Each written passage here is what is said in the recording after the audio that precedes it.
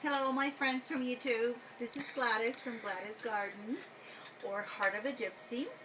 I'm coming today to show you a video that I made in order to show you this beautiful necklace. It's a distressed flower necklace and it's very easy to make. So let's get right to it and I'll show you the things you'll need to have, the steps you need to take to create this beautiful necklace, but at the same time to be very simple. So let's go get started. First I used the Mariposa stack from Die Cuts with a View paper, and I actually used this one right here, and I'll take it out. This is the one I use. This is a 12 by 12. You're going to need 3 stacks of 10.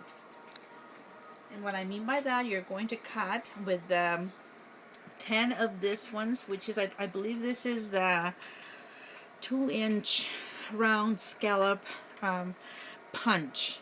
So you're going to need 30 of them altogether, so 3 stacks of 10. A 12 by 12 gives you 34. I recommend that you cut all 34, and I was very careful how I cut. I was very thrifty about cutting the paper to make sure that I, utilized everything. And I do encourage you to be careful how you cut. I don't like to miss any paper or misuse my paper because it is expensive and the money has to come from somewhere. So anyhow, 34 I got out of a 12 by 12 page, but really you can choose any one. This is kind of heavy too. I really like it. It has very good consistency, so that's the reason why I chose this. So that's something you can have in mind. I'm not saying that you can use any other paper, but I do like the hardness of it, the consistency, the feel of it. It feels really good. Alright, so these are my 3 stacks of 10 each right here. Let me move this. And these are the 4 that I have left. The reason why I had these 4 left is because you just have those extra ones if you're careful as to how you cut.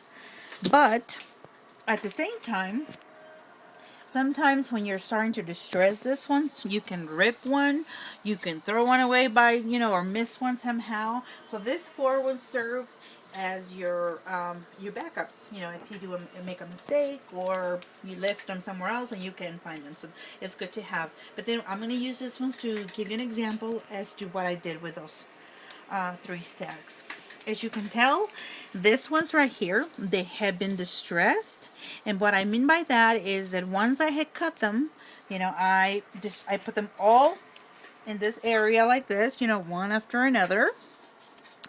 And then I spray them with the Lindsay Stem Gang spray.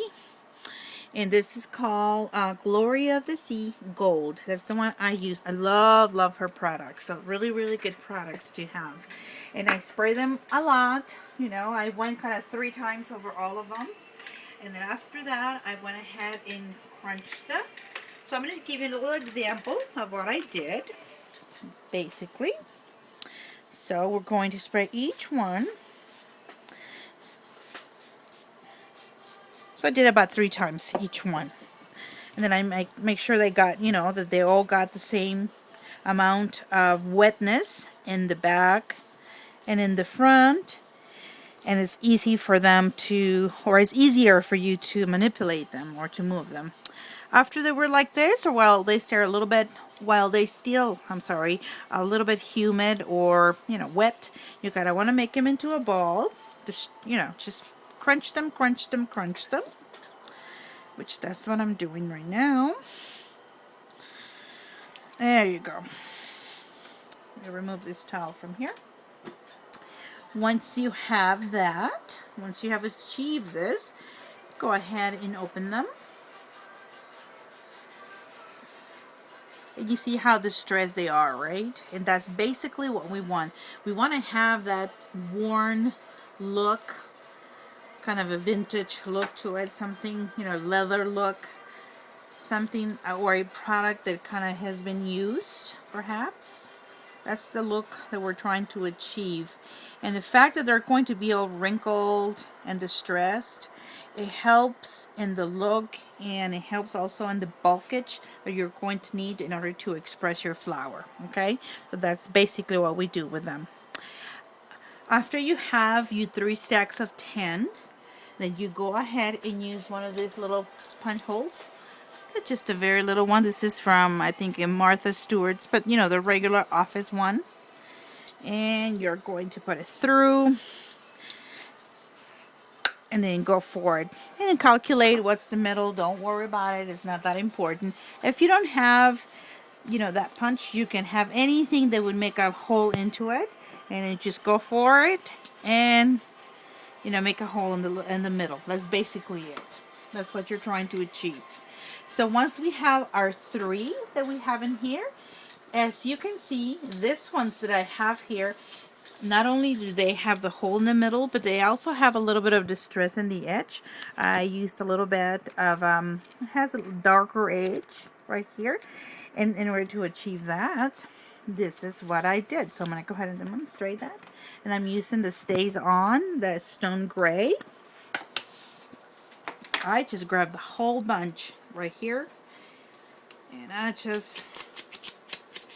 You know what this reminds me of? I feel like I'm shining shoes.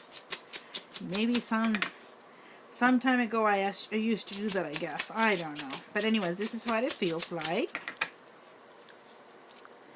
In order to kind of distress them a little bit. You know, I really like the steampunk look, the vintage look. So I am not, you know, don't be careful about mucking them up. That's the point. You want to make them look old, worn, and old, you know, getting going. And since you're going to be using a stack of 10, what I did to punch them, I used, the first one I used 4, which is right here. There's 4 in there. And this little punch hole does take all 4 of them. I do push it a little bit in order to get it to the middle, but I'm not worried at all about the hole, because the whole purpose of this is not to have them all perfect, because you want them to bunched up a little. And then after that, you're just going to get 3 and 3. Punch the hole in the middle.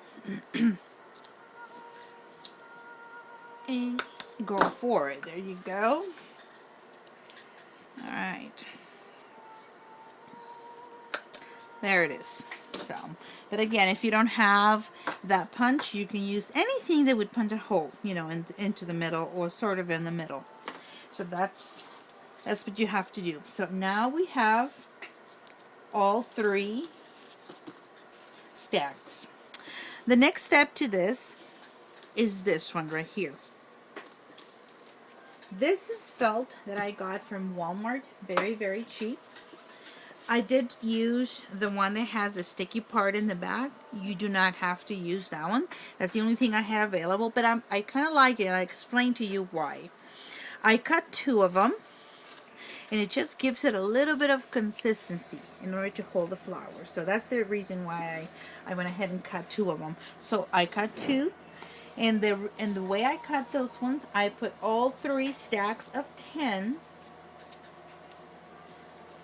just kind of the way you're going to be wearing them, you know, on the necklace. And you know you're going to have just kind of the middle goes a little bit down like that. So then you want to, I did this. I went ahead and held them together, and then I went ahead and, you know, just trace them as good as you can. Nothing big. Just trace them.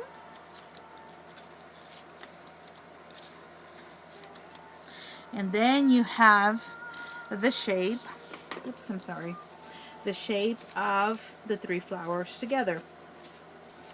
It didn't come out really well, but you can figure it out, you know, just round, round, round, and round. And you'll be able to cut that. And then once you have that one, just put it again, trace it again, and cut your next one. So you have two of those. So that's what I did with this. I didn't match the color. I didn't have anything else, so this is what I've used. And it doesn't really matter. You're really not going to see it. But if you make a mistake in cutting them correctly, or they're too big in something a little show, so